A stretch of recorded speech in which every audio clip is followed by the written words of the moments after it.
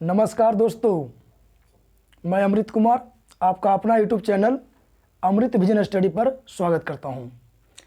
आज आप लोग के सामने मैथ का एक छोटा सा टॉपिक लेकर आया हूं। देखने में छोटा है लेकिन एग्ज़ाम पॉइंट ऑफ व्यू से बहुत ही इम्पोर्टेंट है। खास करके रेलवे और एसएससी में इन टॉपिक से प्रश्न आते रहते हैं।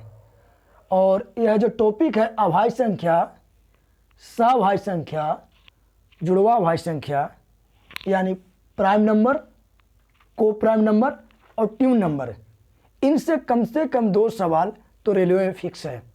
ठीक है, आप लोग जानते होंगे, लेकिन बहुत सारी बातें इसमें छुपी हुई है जो शायद ना भी जानते होंगे। तो ठीक है, एक एक करके मैं तीनों टॉपिक को क्लियर करता हूँ। सबसे पहला हो गया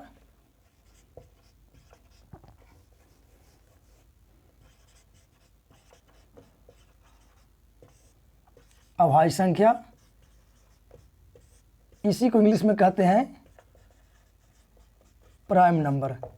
और आप इस नंबर से परिचित होंगे, अभाज्य संख्या यानी प्राइम नंबर से परिचित होंगे। लेकिन और इसका एक अनदर नाम होता है ऋण संख्या। ठीक है, शायद आप जानते होंगे। ठीक है, अभाज्य संख्या को ही ऋण संख्या कहते हैं। तो अगर एग्जामिनेशन में पूछ दिया जाए कि इनमें से कौन सी ऋण संख्या है तो कंफ्यूज मत होइएगा, क्योंकि पता है कि अभाज्य संख्या को ही ऋण संख्या कहते हैं। ठीक है, इसका अगर डिफिनेशन जानना चाहते हैं इसका बारे में तो ध्यान दीजिएगा। वैसी संख्या जो स्वयं और एक के अलावे और किसी से न कटे, यानी कहने का मतलब है कि वैसी संख्या जिनका कम से कम 2 गुणनखंड हो और अधिक से अधिक भी 2 ही गुणनखंड होगा, वैसी संख्या को अभाज्य संख्या या ऋण संख्या या प्राइम नंबर कहते हैं। ठीक है, ये वैसी संख्या जिनका हमेशा 2 फैक्टर हो, कहने का मतलब कि वह संख्या जो है केवल स्वयं और एक के अलावे और किसी से भी नहीं डिवाइड होगा, उसको हम लोग अभाज्य संख्या या ऋण संख्या कहते हैं। ठीक है, फॉर एग्जाम्पल से आप लोग समझ सकते हैं 2, 3, 5, 7 etc और भी होगा। देखिए, सबसे पहले 2 को चेक करते हैं। 2 को फैक्टर कौन कौन होगा? 1 और 2। इस 1 और 2 के अलावे अदरवाइज किसी संख्या से भी यह डिवाइड नहीं होगा, इसलिए 2 इज ए प्राइम नंबर यानी ऋण संख्या। ठीक है, जस्ट उसी प्रकार से हम लोग 3 में देखते हैं तो 3 का क्या क्या होगा? 1 और 3, इसके अलावे और किसी से यह कटेगा नहीं यार, यानी किसी से भी यह डिवाइड नहीं होगा, इसको हम लोग अभाज्य संख्या कहते हैं। जस्ट उसी प्रकार 5 का भी क्या होगा? तो 1 और 5। ठीक है, 7 भी करेंगे तो 1 और 7, यानी इसी तरह से जो स्वयं और एक के अलावे किसी से ना कटे उसको हम लोग अभाज्य संख्या कहते हैं। ठीक है, यहाँ पर एक प्रश्न आता है कि आपने एक को क्यों छोड़ दिया, एक को क्यों नहीं लिया। ठीक है, थोड़ा ध्यान दीजिएगा, इंटरेस्टिंग चीज़ है यहाँ पर। देखिए, अगर हम लेने शुरू से 10 तक की प्राकृतिक संख्या लिखते हैं, 1, 2, 3, 4, 5, 6, 7, 8, 9, 10। ठीक है, तो इसमें कौन कौन अभाज्य संख्या होंगे और कौन अभाज्य संख्या ना होगी चेक कर लेते हैं। देखिए, सबसे पहले 1 आया, तो 1 को क्यों हम लोग अभाज्य संख्या ना कहेंगे? क्योंकि 1 का फैक्टर तोड़ते हैं तो 1 आता है और 1 आता है, और 1 को हम लोग 1 × 1 भी लिख सकते हैं और 1 × 1 भी लिख सकते हैं। तो इसका प्राइम फैक्टर कितना हो रहा है? सॉरी, प्राइम फैक्टर नहीं यार, फैक्टर इसका कितना हो रहा है? 1 ही हो रहा है, क्योंकि दोनों जगह 1 ही आ रहा है, इसलिए 1 को हम लोग प्राइम नंबर ना कहेंगे। अब बात समझ में आई? तो कहाँ से हम लोग स्टार्ट करते हैं? 2 से स्टार्ट करते हैं। अब 2 को एक चीज़ और बात है कि 2 जो है एक सम संख्या भी है। थोड़ा सा 1 मिनट के लिए वीडियो रोक देते हैं। सम संख्या और विषम संख्या याद रखिएगा, थोड़ा सा इससे हट के बता रहे हैं। वैसी संख्या जो 2 से डिविजिबल हो जाएगा, यानी पूरी तरह से 2 से कट जाए, उसको हम लोग सम संख्या कहते हैं, इवन नंबर कहते हैं। और विषम संख्या तो वैसी संख्या जिसमें 2 से भाग देने पर पूरी तरह से ना कटे। बात समझ में है ना, यानी इसमें 2 से भाग देंगे तो पूरी तरह से कट जाएगा, ठीक है, रिमाइंडर एक भी नहीं बचेगा, और इसमें 2 से भागा देंगे तो कुछ ना कुछ रिमाइंडर बचेगा, यानी पूरी तरह से नहीं कटेगा, उसको हम लोग विषम, और कट जाएगा तो सम। तो उसी पर बात दे रहे हैं कि एक यहाँ पर इसे क्वेश्चन आता है कि 2 जो है प्राइम नंबर के साथ साथ एक इवन नंबर भी यानी सम संख्या भी है। यहाँ पर यह क्वेश्चन आता है कि वैसी संख्या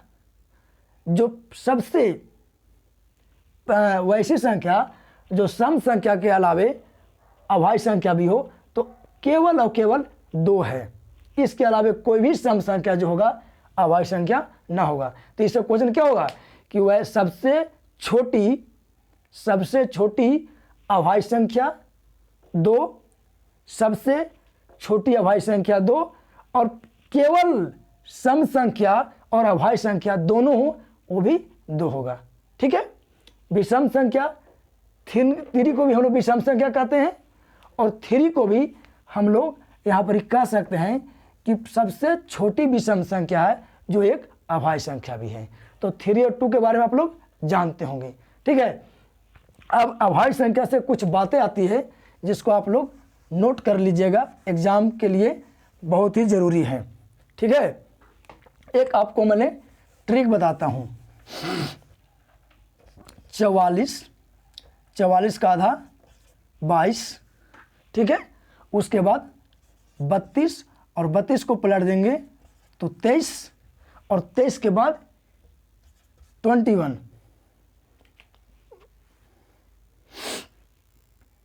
ठीक है। 44 का आधा 22, 32 और 32 को पलट देंगे तो 23, और उसके बाद 21। यह आपको 2, 2, 4, 2, 6, 2, 8, 2, 10, यानी इसको कह सकते हैं कि 10 नंबर का मोबाइल डिजिट है। याद कर लीजिएगा, बहुत ही इंपॉर्टेंट है। अब बात है कि अभी लिख रहे हैं क्यों, ध्यान दीजिएगा। इसको 2 भागों में बांट दीजिए, ऐसे देखिए, समझ गए हैं। अब इसको लिखने का मेरा तात्पर्य यह हुआ कि 1 से 10, 10 से 20, और 20 से 30, 30 से 40, 40 से 50, 50 से 60, 60 से 70, और 70 से 80, और 80 से 90, और 90 से 100, याद रखिएगा। ठीक है, अब यह जो 10 नंबर का मैंने मोबाइल नंबर लिखा है इसमें केवल फिट कर दीजिए। जैसे 44 है 44, तो यहाँ पर ही 4 आ जाएगा, यहाँ पर ही 4 आ जाएगा, यहाँ पर ही 2 हो जाएगा, यहाँ 2 आ जाएगा, यहाँ 3 आ जाएगा, यहाँ पलट दीजिए इसको तो 2 आ जाएगा, फिर यहाँ 2, फिर यहाँ 3, यहाँ 2, और यहाँ 1। देखिए 44 का आधा 22, और 32 को पलट दिए तो 23, और उसके बाद 21। अब देखिए कि यहाँ बताने का मेरा यह पर्पस था कि कोई पूछे कि 1 से 10 के बीच में कितनी अभाज्य संख्या आएगा, तो 4 आएगा। ठीक है, 10 से 20 के बीच में कितने आएंगे, तो 4 आएगा। उसी प्रकार से 20 से 30 में 2 आएगा, 30 से 40 के बीच में 2 आएगा, यानी उसी प्रकार से यहाँ देखिएगा तो 80 से 90 के बीच में भी 2 आएगा, और 90 से 100 के बीच में 1 आएगा। अब थोड़ा मैं बता देता हूँ, 1 से 10 के बीच में कौन कौन आएगा 4, तो सबसे पहले 2, उसके बाद 3, उसके बाद 5, उसके बाद 7। ठीक है, कौन कौन आएगा, 2, 3, 5 और 7, कितने आ गए हैं, 4 आ गया। उसी प्रकार से आपको 10 से 20 के बीच में कहेंगे तो कौन कौन 4 आएगा, आपको 11 हो जाएगा, 11 के बाद 13 हो जाएगा, 13 के बाद 17 हो जाएगा, और 17 के बाद 19 हो जाएगा।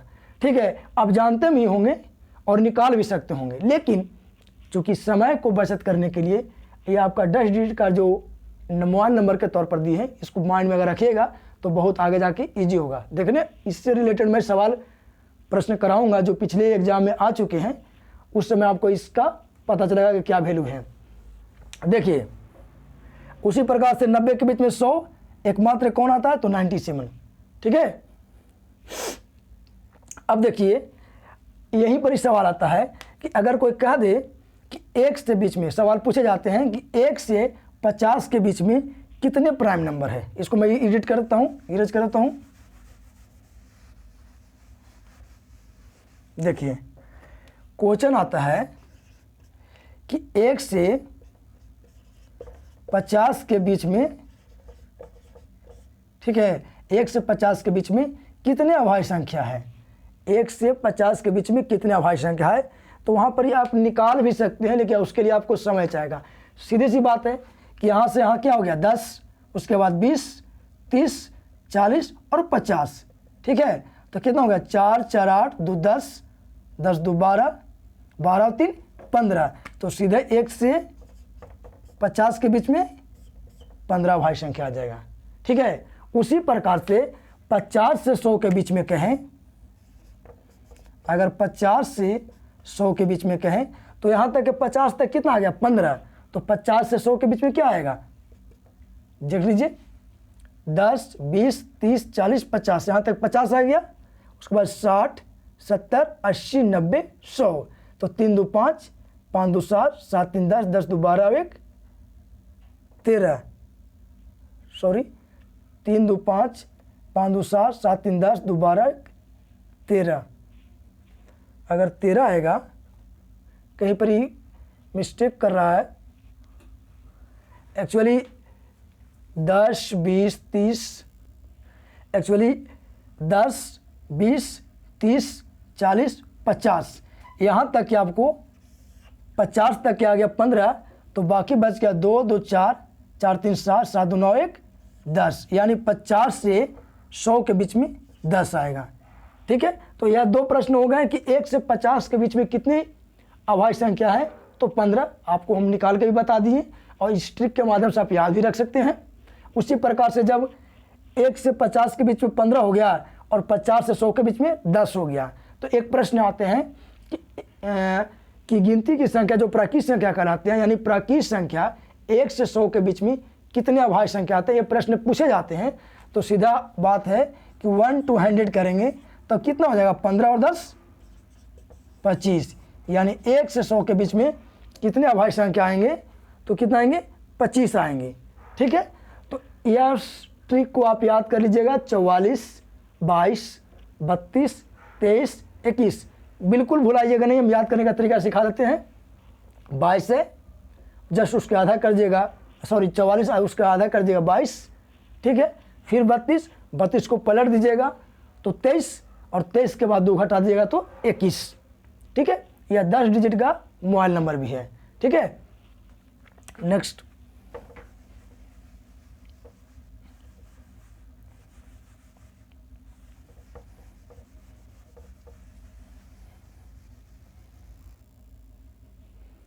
ठीक है दोस्तों। तो अभाज्य संख्या से जितने भी प्रश्न बन रहे हैं सारे मैंने लिख दिया हूँ, ठीक है। तो एक एक करके इसका आंसर डिस्कस कर लेते हैं। पहला क्वेश्चन है कि सबसे पहली अभाज्य संख्या कौन है, और ये सारे प्रश्न जो है किसी न किसी रेलवे एग्जाम में आए हुए हैं। यह जो क्वेश्चन नंबर 7 है ये भी एग्जाम में आया हुआ है, क्वेश्चन नंबर 8 है ये भी एग्जाम में आया हुआ है, आपको क्वेश्चन नंबर जो 3 है ये भी एग्जाम में आया हुआ है, ठीक है। पहला कहता है कि सबसे पहली अभाज्य संख्या कौन है, यानी जितना भी नंबर है उनमें सबसे पहला अभाज्य संख्या कौन है। तो मैंने पहले भी बता चुका हूँ, आप लोग भी कमेंट करके बताइएगा कि क्या आंसर होगा। तो इसका क्या आंसर होगा 2, ठीक है। सबसे पहली अभाज्य संख्या कौन है 2 है, और यह सबसे पहली अभाज्य संख्या के साथ साथ एक सम संख्या भी है, ठीक है। नेक्स्ट क्वेश्चन का था सेकेंड कि सबसे छोटी अभाज्य संख्या कौन है। अगर आपने मेरा थ्योरी शुरू से देख रहे होंगे, वीडियो स्टार्टिंग से देख रहे होंगे, तो इसका भी आंसर आपके माइंड में आ गया होगा। इसका भी आंसर क्या होगा 2 होगा, ठीक है। सबसे पहली अभाज्य संख्या 2 और सबसे छोटी अभाज्य संख्या भी 2, और सबसे छोटी सम अभाज्य संख्या भी 2 ही होगा, ठीक है। क्वेश्चन नंबर 3 कहते हैं कि सम अभाज्य संख्या कौन है। क्वेश्चन नंबर 3 क्या करा कि सम अभाज्य संख्या कौन है। तो यह भी क्या, इसका क्या आंसर होगा, बोले जल्दी से 2 आंसर होगा। क्यों कि चूंकि सम अभाज्य संख्या भी कौन है 2 है, सबसे छोटी अभाज्य संख्या 2, सम अभाज्य संख्या कौन तो 2, आपको बता दें कि सम अभाज्य संख्या कौन है? दो। आपको बता दें कि दो के अलावे और कोई भी संख्या जो है सम संख्या नहीं है जो अभाज्य संख्या हो। इंटरेस्टिंग बात है कि इसमें क्वेश्चन दिया हुआ है कि सम अभाज्य संख्या कौन है, यानी जाहिर सी बात है कि इसके अलावे और कोई भी सम संख्या अभाज्य संख्या नहीं है। ठीक है, आप निकाल सकते हैं, आपको पता होगा, गिन के देखिएगा, निकाल के देखिएगा, इसके अलावा कोई भी सम संख्या जो है एक अभाज्य संख्या नहीं होगा। ठीक है, क्लियर। नेक्स्ट है कि सम अभाज्य संख्या कितने हैं? तो जाहिर सी बात है कि जब केवल और केवल दो एक सम संख्या है तो सम अभाज्य संख्या कितने होंगे? एक होंगे। एक कहने का मतलब केवल दो होगा, तो गिनती में दो होगा यानी एक होगा। बात समझ में आया? क्वेश्चन क्या है कि सम अभाज्य संख्या कितने हैं, यानी number of even prime number. ठीक है, तो डेट मीन्स इसका कितना होगा? तो 1 होगा। केवल 1 कहे तो केवल 2 होगा। ठीक है, नेक्स्ट क्वेश्चन आता है कि विषम अभाज्य संख्या कितने हैं? सम अभाज्य संख्या तुमको पता है कि चूंकि 2 है तो उसकी संख्या कितनी होगी? 1 होगी। लेकिन विषम अभाज्य संख्या कितने हैं आपको पता नहीं है, न हमें पता है न किसी को पता है, चूंकि यह अनगिनत हो सकते हैं। एकदम 1 से लेकर कंटिन्यू चलते जाइए, कितना भी जा सकते हैं, वो सारा के सारा विषम संख्या। यानी कहने का मतलब है कि विषम अभाज्य संख्या कितने हैं? तो अनडिफाइंड है, यानी अनगिनत है। इसको हम कह भी सकते हैं कि पता नहीं है। ठीक है, पता नहीं है यानी अनडिफाइंड है। उसके जस्ट क्वेश्चन नंबर 6 कहता है कि सबसे बड़ी अभाज्य संख्या कौन है? सबसे बड़ी अभाज्य संख्या कौन है? सबसे छोटी अभाज्य संख्या तो हमको पता है कि 2 है, लेकिन सबसे बड़ी अभाज्य संख्या ये भी अनडिफाइंड है और पता नहीं है और पता कर भी नहीं सकते हैं, तो ये भी क्या होगा? पता नहीं है। ठीक है, अनडिफाइंड या अनगिनत। ठीक है, यह आप पे डिपेंड करता है कि क्या उस समय अगर क्वेश्चन दिया रहे, प्रश्न दिया रहेगा एग्जाम में, तो ऑप्शन क्या है? अनगिनत लिखा हुआ है या अनडिफाइंड लिखा हुआ है या इनमें से कोई नहीं है, वो तो ऑप्शन पर डिपेंड करता है। नेक्स्ट क्वेश्चन नंबर 7 कहता है कि सबसे पहले 100 प्राकृत संख्या में कितने अभाज्य संख्या है? ये मैंने आपको जिस समय थ्योरी बता रहे थे उस समय इस क्वेश्चन को करा चुका हूँ कि पहले 100 प्राकृत संख्याओं में कितने अभाज्य संख्या है, यानी 1 से 100 के बीच में कितनी अभाज्य संख्या है। तो आपको बताए थे कि 1 से 100 के बीच में कितनी अभाज्य संख्या है, जल्दी से बताइए। 25। इसी में एक क्वेश्चन और हम बताते हैं कि 1 से 100 के बीच में 25 हो गया। अब अगर 1 से 50 के बीच में कहेंगे तो कितना होगा? 15 बताए थे, और 50 से 100 के बीच में कितना आया था? 10, दोनों मिला के 25। ठीक है, यह तीनों प्रश्न जो है RRB और RRC में पूछे जा चुके हैं। 1 से 100 के बीच में कितने प्राइम संख्या है?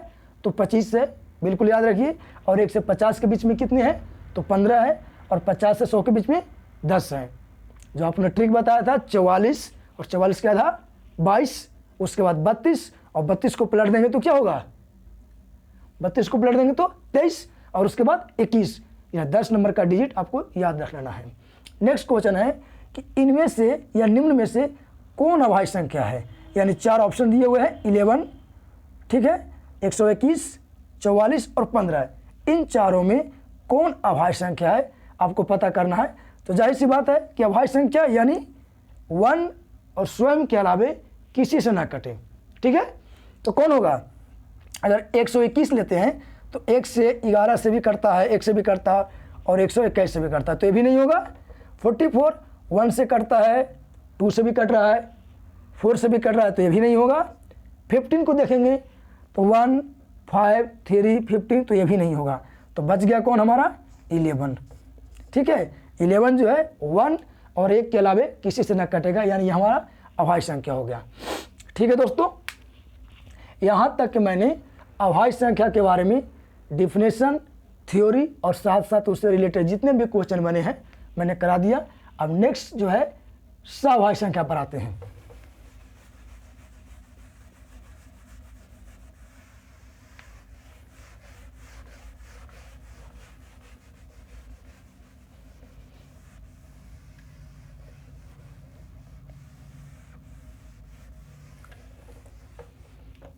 देखिएगा अब क्या है, सभाज्य संख्या।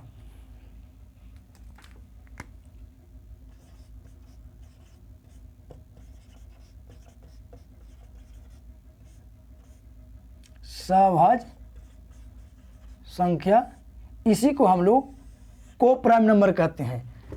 याद रखिएगा, को प्राइम नंबर, ठीक है, को प्राइम नंबर। देखिए यह भी एग्जाम और पॉइंट ऑफ व्यू से इम्पोर्टेंट है, इससे भी प्रश्न पूछे जाते हैं। अगर इसका डिफिनेशन नोट करना चाहेंगे तो नोट करेंगे। वैसी दो संख्याएं, यानी वैसी दो अभाज्य संख्याएं जिनका HCF हमेशा 1 होगा, ठीक है। वैसी दो अभाज्य संख्याएं जिनका HCF कहे तो महत्तम समापर्त, ठीक है, हमेशा क्या आएगा, 1 आएगा। वैसी संख्याओं को, वैसी दो संख्याओं के ग्रुप को सभाज्य संख्या कहते हैं। यानी जब भी सभाज्य संख्या दिया रहेगा तो दो संख्या दिया रहेगा, और उन दोनों संख्याओं के बीच में जब भी हम लोग HCF निकालेंगे तो HCF हमेशा 1 आएगा। तो वैसी संख्या को हम लोग सभाज्य संख्या यानी को प्राइम नंबर कहते हैं। फॉर एग्जाम्पल देखिएगा 11, 13, ठीक है, या और भी कह सकते हैं 11 कहिए, या 17, उसके बाद 23, यानी वैसे दो अभाज्य संख्याओं का ग्रुप जिनका HCF हमेशा 1 आना चाहिए। अगर 1 आया तो सभाज्य संख्या है, अदरवाइज वह सभाज्य संख्या न होगा। चेक कर लेते हैं। अगर हमने 11 से 13 में भाग लगाते हैं, एक मरतबे कटेगा 2, ठीक है। फिर 2 से 11 में लगाएंगे तो 5 2 जा 10, कट गया, 1 आया, और 1 से लगाएंगे तो 1 2 जा 2, यानी हमारा HCF क्या आ गया, 1 आ गया, ठीक है। तो जब HCF 1 आ गया तो यह हमारा क्या हो गया, सभाज्य संख्या हो गया। यानी 4 ऑप्शन दिए रहेंगे कि इनमें से कौन सभाज्य संख्या है, तो आपको चेक कर लेना है, और जिनका HCF 1 आएगा उसको हम लोग सभाज्य संख्या कहते हैं। इसको भी आप चेक कर सकते हैं, इसको भी बनाइएगा तो हमेशा 1 ही आएगा। देखिए एक मरतबा लगाएंगे 6, कट गया,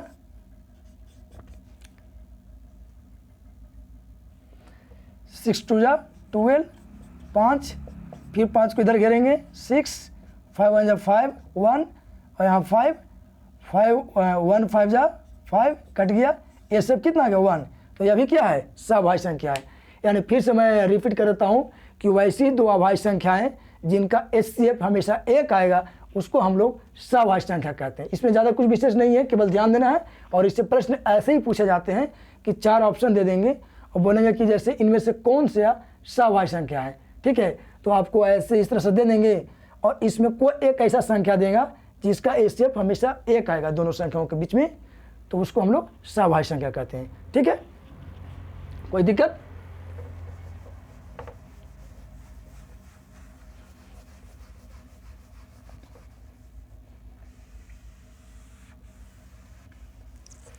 अब आखिरी बच गया हमारा जुड़वा अभाज्य संख्या, जिसको हम लोग ट्विन नंबर कहते हैं। बहुत ही इंपॉर्टेंट यह भी है,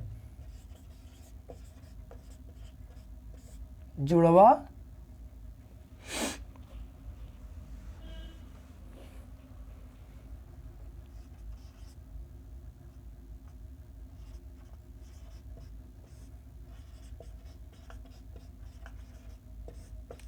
अभाज्य संख्या, जिसको हम लोग ट्यून नंबर कहते हैं। अब इसका डिफिनेशन देखना चाहेंगे तो देख सकते हैं, वैसी दो अभाज्य संख्या जिनके बीच का अंतर 2 हो, ठीक है। वैसी अभाज्य संख्याएं जिनके बीच का अंतर 2 हो, कहने का मतलब है कि दो अभाज्य संख्याओं के बीच का अंतर 2 होगा, वैसी दो संख्याओं को हम लोग जुड़वा अभाज्य संख्या कहते हैं। नाम से ही पता है जुड़वा, याद रखिएगा। सअभाज्य संख्या और जुड़वा अभाज्य संख्या दोनों में थोड़ा डिफरेंस है, और डिफरेंस को ध्यान रखिएगा। सअभाज्य संख्या में कि वैसी दो अभाज्य संख्याएं जिनका HCF हमेशा 1 आएगा, यानी कहने का मतलब है कि यह जो जुड़वा थी सभाज्य संख्या जो है एक प्रकार का जुड़वा अभाज्य संख्या हो सकता है, लेकिन जुड़वा अभाज्य संख्या कोई जरूरी नहीं है सभाज्य संख्या होगा। बस समझ में आई? यानी दो अभाज्य संख्याओं के बीच में मसा अगर एक आएगा तो सभाज्य संख्या, और वैसी दो संख्याएं यानी वैसी दो अभाज्य संख्याएं जिनका बीच का अंतर 2 हो, वैसी संख्या को हम लोग जुड़वा अभाज्य संख्या या ट्यून नंबर कहते हैं। फॉर एग्जाम्पल आप लोग देख सकते हैं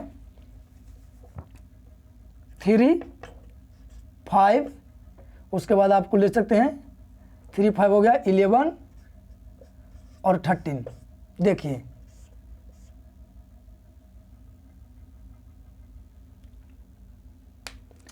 दोनों के बीच में कितने अंतर हैं? 3 और 5 के बीच में क्या अंतर है? 2 का अंतर है, तो इसको हम लोग क्या बोलेंगे? जुड़वा अभाज्य संख्या है। 11 और 13 के बीच में कितने का अंतर है? 2 का अंतर है, तो इसको हम लोग बोलेंगे जुड़वा अभाज्य संख्या। ठीक है। अब ये मत कहना कि सर ये तो सभाज्य संख्या भी है, तो आपको बताया हमने कि सभाज्य संख्या भी जुड़वा अभाज्य संख्या हो सकता है। ठीक है।